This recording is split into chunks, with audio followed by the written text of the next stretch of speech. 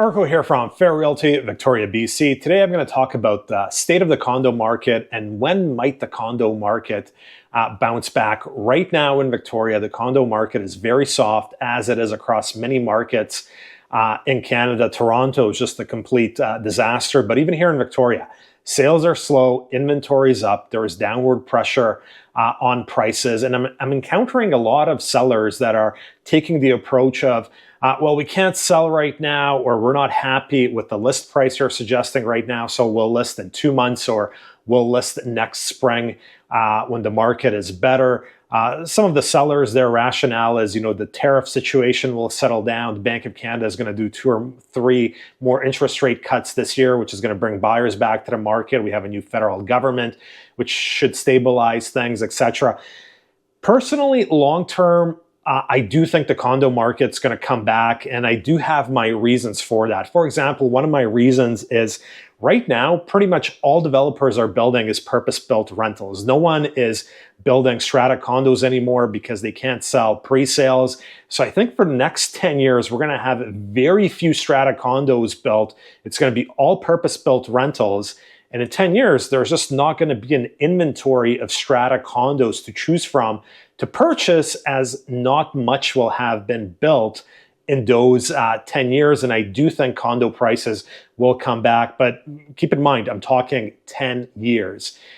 In the last 10 years, 2015 to 2025, we've been really spoiled in the real estate market in that we had 2 huge run-ups from 2015 to 2017, and then we had the COVID run-up that started end of 2020. So there wasn't a huge period of a flatline market, and I think relevancy bias is important here because a lot of sellers are thinking, oh, we'll just wait a few months, a year or 2, and the market will come back. I wanted to show you some statistical numbers here in Victoria pertaining to the condo median. So if we go back to 1992, the average condo median was 135,000. It did not get back up above 135,000 until 11 years later in 2003, and we finally saw some upward price pressure in 2004. That was 12 years of flat. You can see here in the late 90s, the median actually dropped. That was related to the leaky condo issue. So that was a 12-year period of a flat condo market. Next up, we have 2007 to 2015. I became licensed in 2010. As you can see, it took 8 years for prices to bounce back from 2007. You can see there was a dip in 2012, 2013.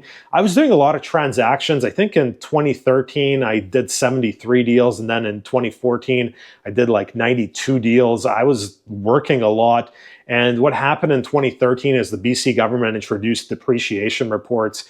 And I had a lot of condo listings, and man, it was a struggle for years to sell a condo once those depreciation reports came out. And it wasn't until 2015 that prices started trending back up. What I'm trying to illustrate here, could prices and could the condo market bounce back next year?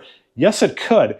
But I wouldn't assume that. It could also go flat for 12 or 7 or 8 years, as has happened on 2 occasions in the last 30 years. So I don't think it's a safe assumption to say, okay, well, the tariff situation is going to settle down. Bank of Canada is going to cut interest rates a few more times, and the condo prices are going to come back roaring.